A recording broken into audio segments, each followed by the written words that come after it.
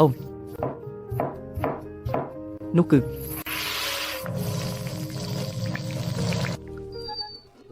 លាកុំបារម្ភវានឹងល្អក្នុងពេលឆាប់នេះ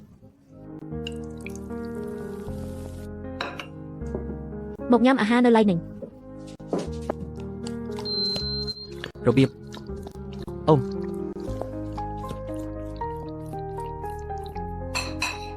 អ្នកមិនមែនទេ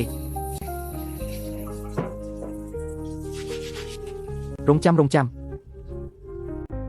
មានអីកើតឡើងរន្ទះតើអ្នកចង់ជួយទេរន្ទះតើអ្នកចង់យកសម្រាមចេញឲ្យខ្ញុំ